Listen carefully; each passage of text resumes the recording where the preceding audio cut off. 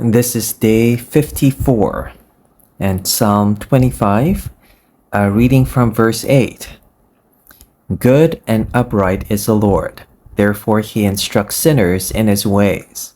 He guides the humble in what is right and teaches them his way. All the ways of the Lord are loving and faithful toward those who keep the demands of his covenant. For the sake of your name, Lord, forgive my iniquity, though it is great. Who then are those who fear the Lord? He will instruct them in the ways they should choose. They will spend their days in prosperity, and their descendants will inherit the land. The Lord confides in those who fear him, who makes his covenant known to them. My eyes are ever on the Lord, for only he will release my feet from the snare. Mark chapter 7. The Pharisees and some of the teachers of the law who had come from Jerusalem gathered around Jesus and saw some of his disciples eating food with hands that were defiled, that is, unwashed.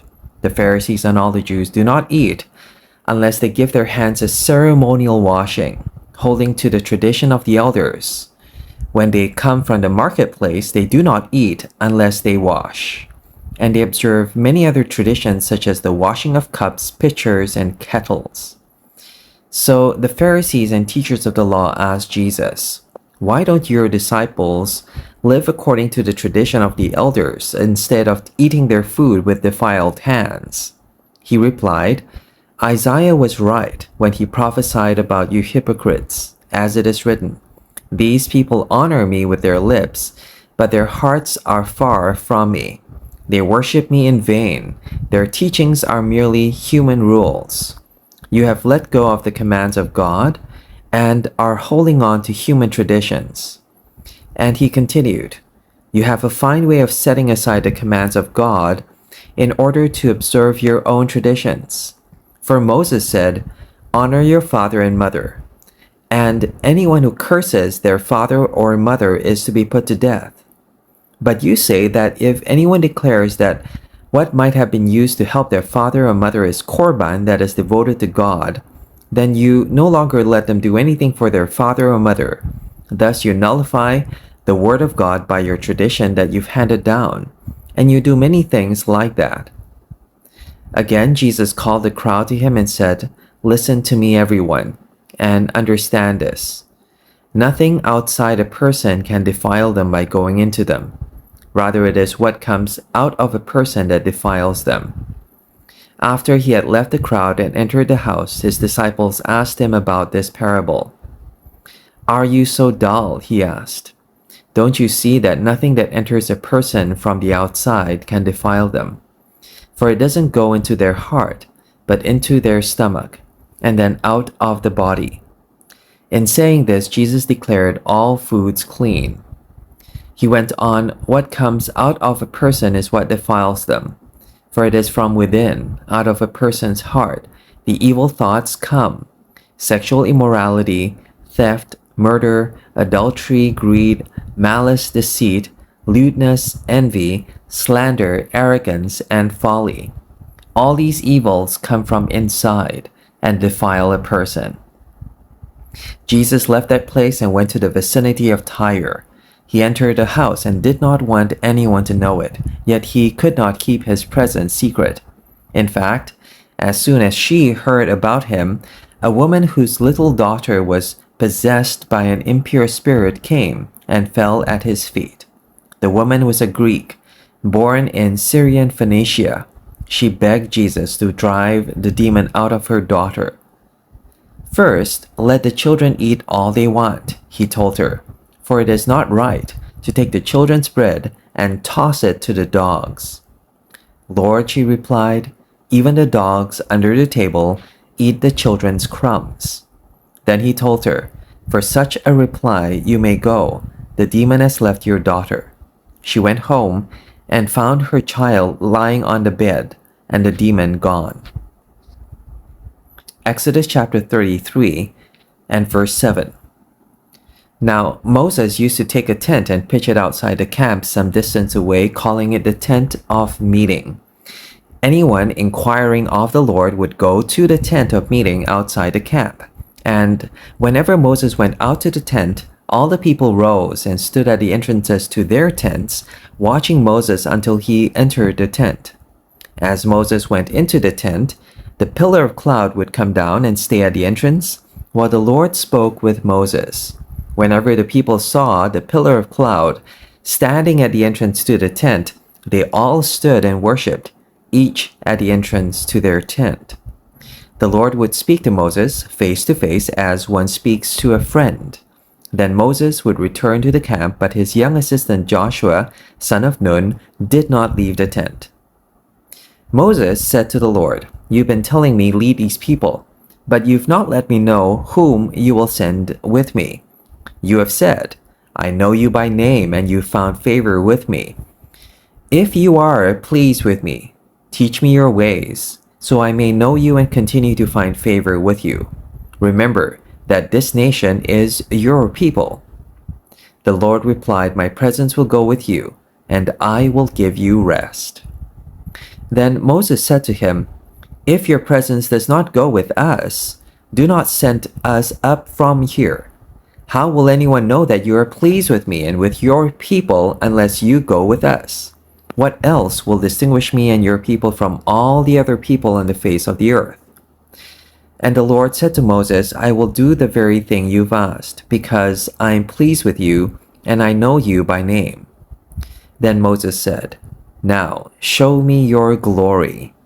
And the Lord said, "I will cause all my goodness to pass in front of you, and I will proclaim my name, the Lord, in your presence. I will have mercy on whom I will have mercy, and I will have compassion on whom I will have compassion." But he said, "You cannot see my face, for no one may see me and live." Then the Lord said, "There is a place near me where you may stand on a rock. When my glory passes by, I will put you in a cleft in the rock and cover you with my hand until I've passed by. Then I will remove my hand and you will see my back, but my face must not be seen." Chapter 34. The Lord said to Moses, "Chisel out 2 stone tablets like the first ones, and I will write on them the words that were on the first tablets which you broke. Be ready in the morning, and then come up on Mount Sinai. Present yourself to me there on top of the mountain. No one is to come up with you or be seen anywhere on the mountain, not even the flocks and herds may graze in front of the mountain." So Moses chiseled out 2 stone tablets like the first ones and went up Mount Sinai early in the morning, as the Lord had commanded him. And he carried the 2 stone tablets in his hands. Then the Lord came down in the cloud and stood there with him and proclaimed his name, the Lord. And he passed in front of Moses proclaiming, the Lord, the compassionate and gracious God, slow to anger, abounding in love and faithfulness, maintaining love to thousands and forgiving wickedness, rebellion, and sin. Yet he does not leave the guilty unpunished. He punishes the children and their children for the sin of the parents to the 3rd and 4th generation. Moses bowed to the ground at once and worshipped. "Lord," he said, "if I found favor in your eyes, then let the Lord go with us. Although this is a stiff-necked people, forgive our wickedness and our sin, and take us as your inheritance." Then the Lord said, "I am making a covenant with you. Before all your people I will do wonders never before done in any nation in all the world. The people you live among will see how awesome is the work that I, the Lord, will do for you. Obey what I command you today. I will drive out before you the Amorites, Canaanites, Hittites, Perizzites, Hivites, and Jebusites. Be careful not to make a treaty with those who live in the land where you're going, or they will be a snare among you. Break down their altars, smash their sacred stones, and cut down their Asherah poles. Do not worship any other god, for the Lord, whose name is jealous, is a jealous God. Be careful not to make a treaty with those who live in the land, for when they prostitute themselves to their gods and sacrifice to them, they will invite you and you will eat their sacrifices. And When you choose some of their daughters as wives for your sons, and those daughters prostitute themselves to their gods, they will lead your sons to do the same. Do not make any idols. Celebrate the festival of unleavened bread. For 7 days, eat bread made without yeast, as I commanded you. Do this at the appointed time in the month of Aviv, for in that month you came out of Egypt. The first offspring of every womb belongs to me, including all the firstborn males of your livestock, whether from herd or flock. Redeem the firstborn donkey with a lamb, for if you do not redeem it, break its neck. Redeem all your firstborn sons. No one is to appear before me empty-handed. 6 days you shall labor, but on the 7th day you shall rest. Even during the plowing season and harvest, you must rest. Celebrate the festival of weeks with the firstfruits of the wheat harvest and the festival of ingathering at the turn of the year. 3 times a year, all your men are to appear before the sovereign Lord, the God of Israel. I will drive out nations before you and enlarge your territory, and no one will covet your land when you go up 3 times a year, each year to appear before the Lord your God. Do not offer the blood of a sacrifice to me along with anything containing yeast, and do not let any of the sacrifice from the Passover festival remain until the morning. Bring the best of the firstfruits of your soil to the house of the Lord your God. Do not cook a young goat in its mother's milk. Then the Lord said to Moses, Write down these words, for in accordance with these words I've made a covenant with you and with Israel. Moses was there with the Lord 40 days and 40 nights without eating bread or drinking water, and he wrote on the tablets the words of the covenant, the 10 Commandments. When Moses came down from Mount Sinai with the 2 tablets of the covenant law in his hands, he was not aware that his face was radiant, because he had spoken with the Lord. When Aaron and all the Israelites saw Moses, his face was radiant, and they were afraid to come near him. But Moses called to them, so Aaron and all the leaders of the community came back to him, and he spoke to them. Afterward, all the Israelites came near him, and he gave them all the commands the Lord had given him on Mount Sinai. When Moses finished speaking to them, he put a veil over his face. But whenever he entered the Lord's presence to speak with him, he removed the veil until he came out. And when he came out and told the Israelites what he had been commanded, they saw that his face was radiant. Then Moses would put the veil back over his face until he went in to speak with the Lord. Lord, thank you that you promise, my presence will go with you, and I will give you rest.